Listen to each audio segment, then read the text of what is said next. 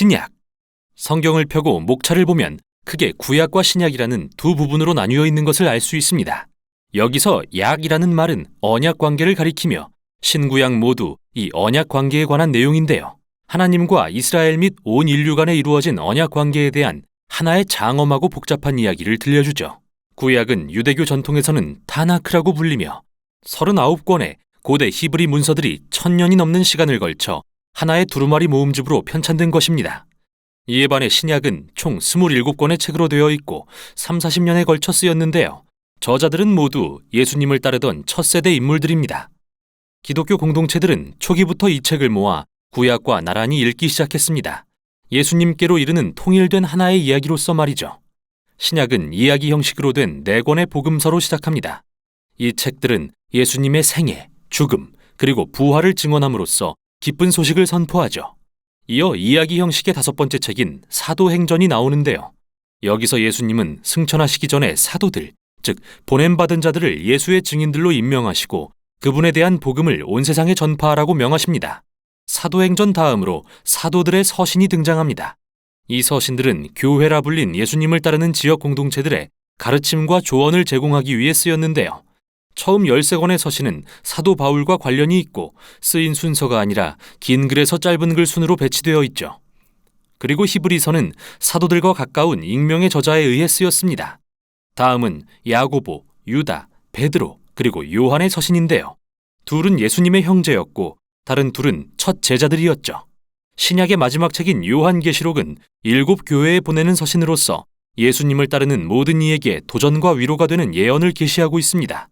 그렇다면 이 신약의 책들이 전하는 내용은 무엇이며 구약과 어떻게 연결되어 하나의 통일된 이야기를 이루는 걸까요? 이렇게 생각해보죠. 성경은 하나의 장대한 이야기로서 여러 막으로 구성되어 있는데요. 구약은 앞부분의 장면들을 소개함으로써 뒤에 나올 이야기를 이해하는 데 필요한 모든 것을 제공합니다.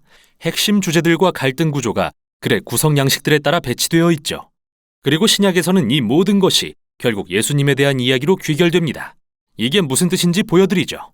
제1막은 하나님과 온 인류에 대한 것인데요. 하나님은 인간에게 에덴 동산을 주시고 그분의 동역자로서 세상을 다스리도록 하십니다.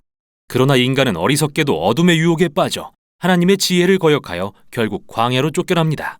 그 후 거기서 서로를 죽이기 시작하죠. 그들은 성읍들을 지어 이기심과 압제를 퍼뜨리고 결국 바벨론이라는 크고 악한 도시를 건설합니다. 하지만 하나님은 이 세상과 어리석은 인류를 사랑하셔서 구원하기로 하십니다. 새로운 인간을 보내 우리를 자멸로 이끈 악을 멸하시겠다는 약속으로 말이죠. 제2막은 하나님과 이스라엘에 대한 것으로서 1막의 주제와 양식들을 발전시킵니다. 하나님은 새로운 인류를 바벨론에서 불러내 새로운 동산으로 이끄십니다. 아브라함과 사라, 그의 자손 이스라엘 민족, 그들을 통해 하나님은 열방에 그분의 복을 회복하시겠다고 약속하십니다. 분명 이들은 우리가 기다리는 새로운 인간이지만 이스라엘 민족은 거듭해 하나님께 반역합니다. 결국 자신들의 폭력적인 성읍을 지어가다 자멸에 이르고 다시 바벨론의 포로가 되고 말죠. 그러나 하나님은 아브라함의 자손에서 새로운 인간이 나올 거라는 약속을 지키십니다. 그는 제사장이자 왕이며 이제 이스라엘과 인류를 바벨론에서 구원해 세상에 하나님의 복을 회복하실 것입니다. 그럼 이 두 막이 어떻게 같은 양식으로 구성된 것인지 살펴보죠. 이 막은 1막보다 더 길고 폭력적일 뿐 비극적인 인간의 실태를 다루면서도 하나님의 약속을 강조한다는 점에서 같습니다.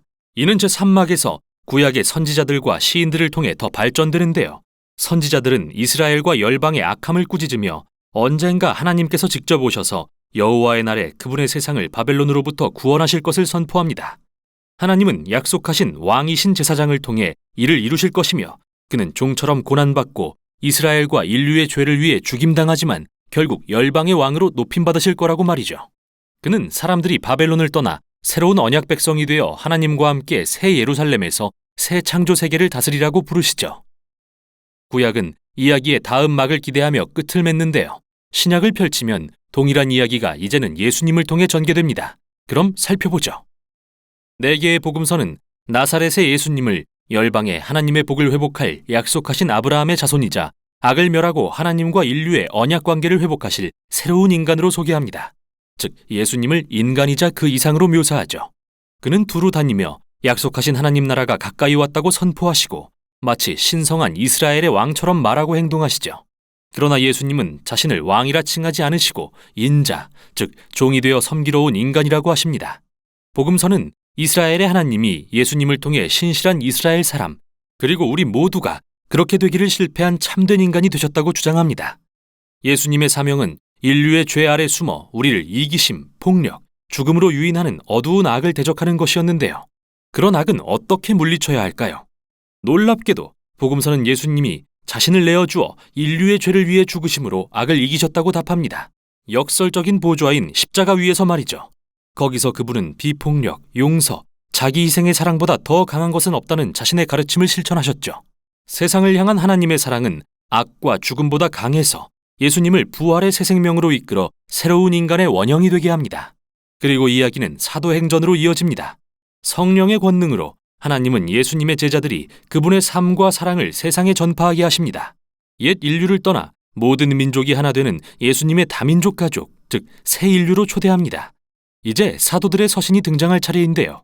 사도들은 초기 기독교 공동체들을 향해 부활하신 왕 예수님에 대한 기쁜 소식이 어떻게 역사를 바꾸고 우리 삶의 모든 영역을 변화시키는지 들려줍니다. 또한 복음을 설명하면서 끊임없이 구약의 이야기들과 예수님의 이야기를 인용함으로써 우리 삶의 이야기를 장대한 성경 이야기의 일부로 이해하는 방법을 소개하죠. 인류가 바벨론의 포로로 붙잡혀 있을 때 예수님이 새로운 집을 세우기 위해 오셨습니다. 우리 모두 저마다의 이기심과 죄라는 이집트의 노예로 살고 있을 때 예수님이 유월절 어린 양으로 죽으심으로 인해 해방되어 약속의 땅에 들어가게 되었죠. 우리의 옛 인류는 죽어 먼지가 되어 마땅한데 예수님의 부활로 새 인류를 위한 새 미래가 열렸습니다. 우린 비록 악한 세대를 살고 있지만 예수님과 성령을 통해 지금 여기에 새로운 창조 세계가 펼쳐진 것이죠. 이제 요한계시록으로 이르면 이 책의 강력한 상징과 이미지를 통해 성경의 모든 이야기가 하나로 합쳐집니다. 예수님은 죽임당한 피 흘리는 어린 양이요 높임을 받으실 만왕의 왕으로 묘사됩니다. 그분은 자신의 백성을 노예와 바벨론의 포로에서 구원하십니다.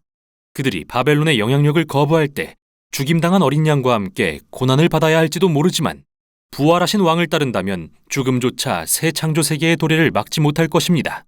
그리고 이곳은 에덴 동산과 같은 새 예루살렘 성, 오랜 포로에서 벗어난 새 인류의 진정한 집으로 묘사되죠.